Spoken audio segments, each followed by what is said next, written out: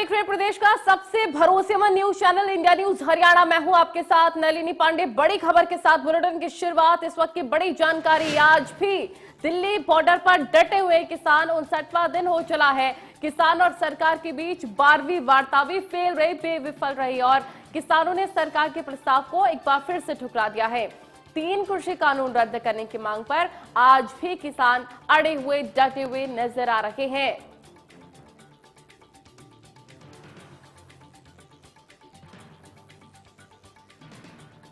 तीन कृषि कानून रद्द करने की मांग पर आज भी किसान डटे हुए नजर आ रहे हैं। कोई भी समाधान निकलता हुआ अब तक नजर नहीं आ रहा है। समाधान अभी दूर नजर आ रहा है। इन सबके बीच ऐलान कर दिया गया है किसानों की तरफ से कि हम ट्रैक्टर परेड 26 तारीख को निकाल कर ही रहेंगे। बड़ी खबर आपको बता रहे हैं। एक बार फिर से बेनतीजा रही है बातचीत। एक बार फिर से कुछ भी नतीजा बातचीत का नहीं निकला है और 11वें बैठक के बाद कहीं ना कहीं केंद्र का सख्त रुख नजर आ रहा है। केंद्र ने साफ तौर से किसानों से कह दिया है, इससे बेहतर हम नहीं कर सकते हैं। तो सरकार ने किसानों के सामने कृषि कानूनों पर 1.5 साल तक रोक लगाने का प्रस्ताव जो रखा था, वो ठुकरा दिया किसानों ने। दीपक हमारे रिपोर्टर तमाम जानकारी के साथ। दीपक, कुछ भी मंजूर नहीं है किसानों को। सरकार भी कह रही है कि इससे बेहतर हम नहीं कर सकते हैं। विकल्प क्या अभी दूर नजर आ रहा है? जी बिल्कुल, निष्कर्ष अभी दूर है। विकल्प कहीं ना कहीं अब तलाशना है कि किस तरीके से इसका निष्कर्ष निकाला जा सके, कैसे इसका समाधान हो सके। इसको लेकर के जो कल की भी वार्ता रही, कल की तो वार्ता अगर कहें तो केवल कुछ मिनटों की थी, इसलिए उसको वार्ता भी नहीं कहा जा सकता क्योंकि शुरुआत के साथ ही उस बात में कुछ नाराजगी जताई गई और उसके बाद वो वार्ता, इंतजार के बाद शाम होते होते वो वार्ता खत्म हो गई। उसको अगली तारीख भी तय नहीं की गई है क्योंकि केंद्र सरकार की तरफ से कह दिया गया है कि अभी उस पर आप दोबारा विचार कीजिए और अपना विचार करके बताइए। हालांकि किसान स्पष्ट कर चुके हैं कि वो 3 कृषि कानून रद्द करने से नीचे कुछ मानने को तैयार नहीं है। तीनों कृषि कानून रद्द होंगे तभी आंदोलन समाप्त की कोई बात की जाएगी, तभी उसके बाद ही इसको और बढ़ा जाएगा।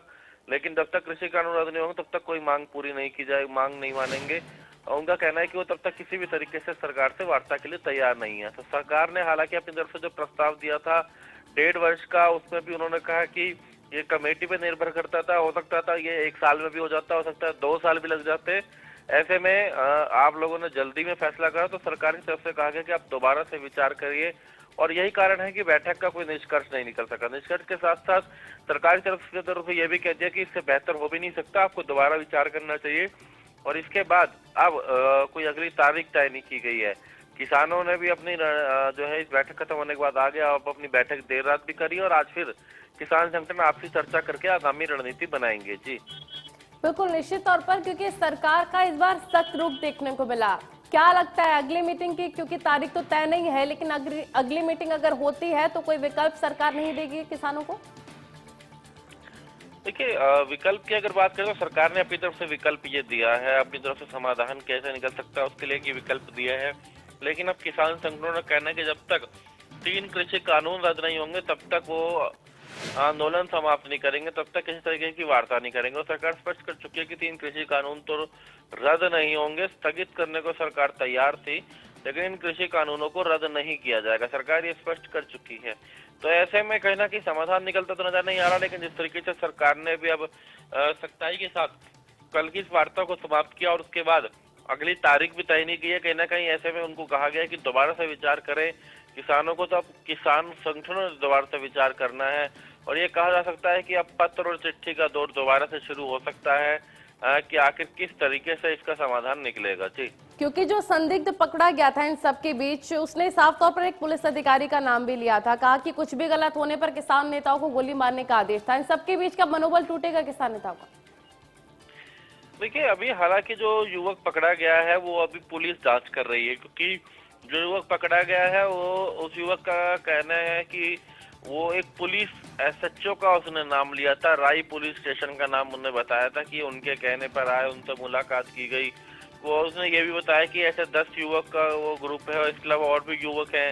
ये जो तमाम बातें उसने रखी है, उसके बाद किसान प्रतिनिधियों ने एक प्रेस वार्ता करी। प्रेस वार्ता के माध्यम से उसकी भी उससे तमाम बातें जो है वो सामने रखवाई। उसके बाद हालांकि कुंडली पुलिस स्टेशन जो है वहां से पुलिस जो हरियाणा पुलिस है कुंडली पुलिस स्टेशन से आकर उस युवक को अपने साथ लेकर लगातार पूछताछ की जा रही है।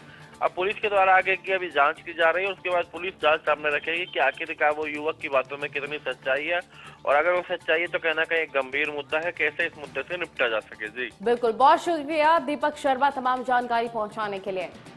दिल्ली पुलिस ने किसानों को नया रोड मैप दिया है, कोई भी निष्कर्ष निकलता अभी नजर नहीं आ रहा है।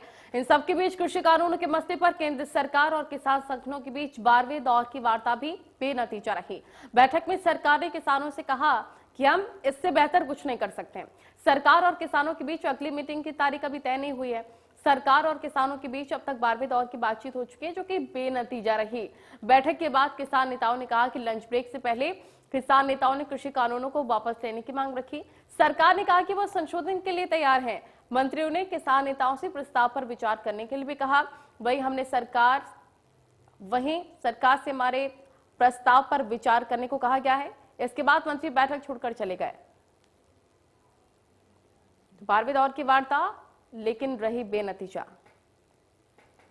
26 जनवरी ਅਸੀਂ ਆਪਣੀ ਤਿਆਰੀ ਕਰਾਂਗੇ, ਆਪਦੀ ਤਿਆਰੀ ਕਰਾਂਗੇ। उन्होंने ये कहा कि अगली बैठक के लिए तैयार है, क्या वो कह रहे हैं? ਨਹੀਂ ਉਹਨਾਂ ਨੇ ਕੋਈ ਬੈਠਕ ਨਹੀਂ ਦਿੱਤੀ। ਉਹ ਕਹਿੰਦੇ ਵੀ ਜੇ ਪ੍ਰਪੋਜ਼ਲ 20 ਵਾਲੀ ਪ੍ਰਪੋਜ਼ਲ ਹੈ ਤੁਹਾਨੂੰ ਮਨਜ਼ੂਰ ਹੈ ਫਿਰ ਆਪਾਂ ਉਹਦਾ ਕੋਈ आगे बैठक कर सकते हैं। आगे बैठ कर सकते नहीं कोई बैठक। जो हमारी बात है, जो हमारी मांगे थी, वो सरकार ने आज इनको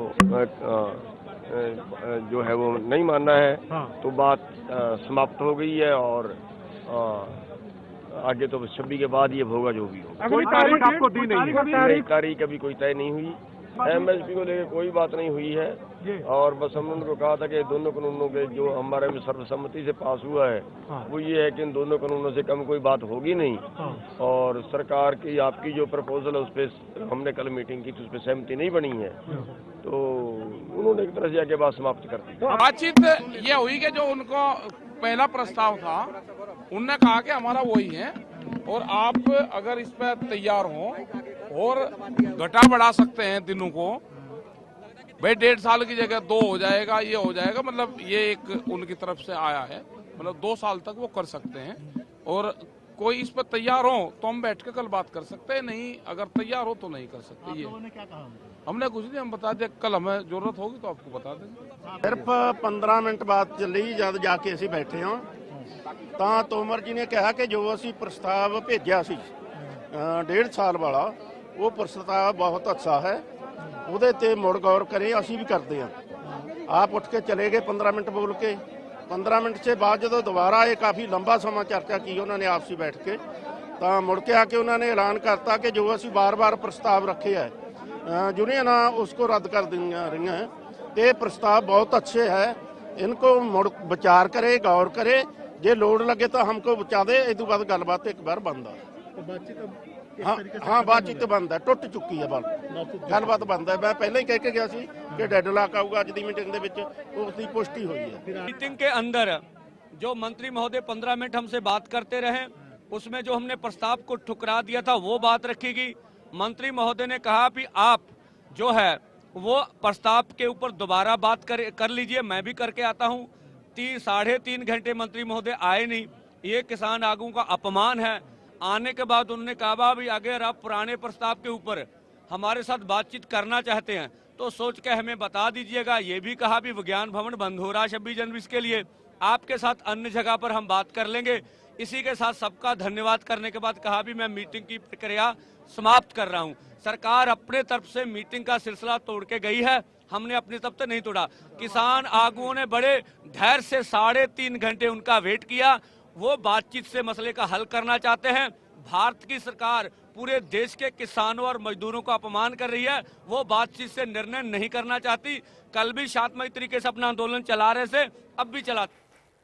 तो वहीं बैठक के बाद कृषि मंत्री नरेंद्र सिंह तोमर ने कहा कि कृषि कानूनों पर सरकार 1.5 साल तक रोक लगाने के लिए तैयार है। इससे बेहतर प्रस्ताव सरकार के पास नहीं है, लेकिन कुछ लोग किसानों को बरगलाने का काम कर रहे हैं और हर चीज का विरोध करना उनकी आदत है। इस आंदोलन के दौरान लगातार यह कोशिश हुई कि जनता के बीच में और किसानों के बीच में गलतफहमियां फैले और उन गलत फहमियों का फायदा उठाकर कुछ ऐसे लोग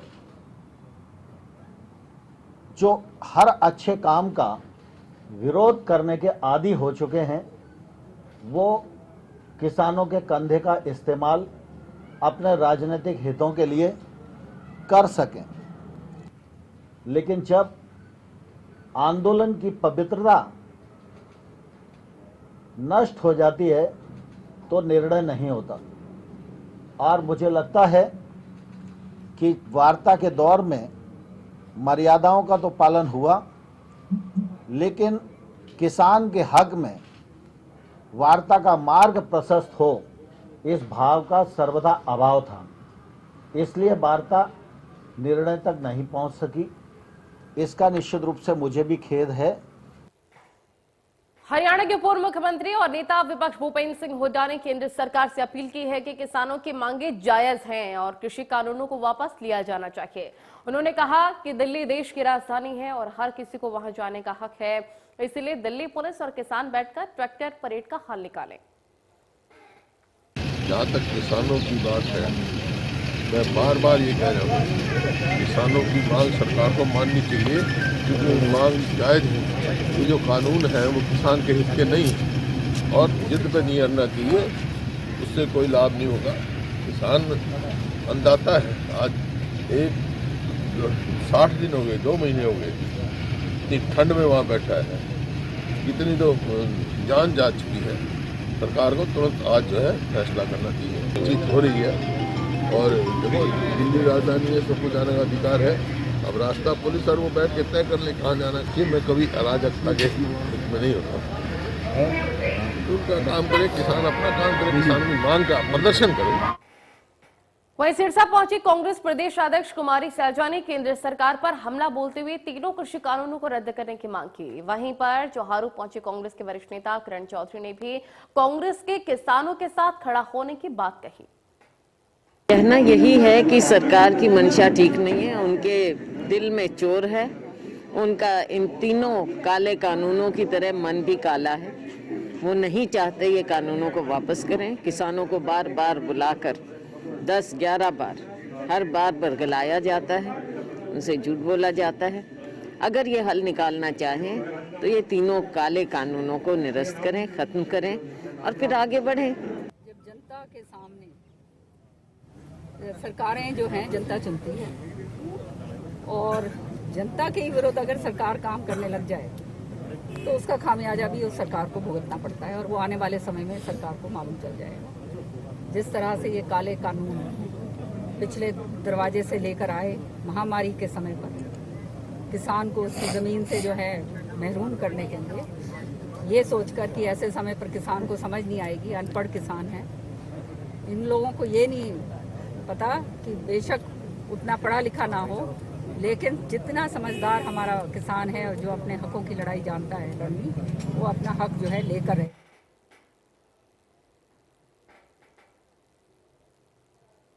तो केंद्र सरकार पर सैलजा ने एक बड़ा हमला किया।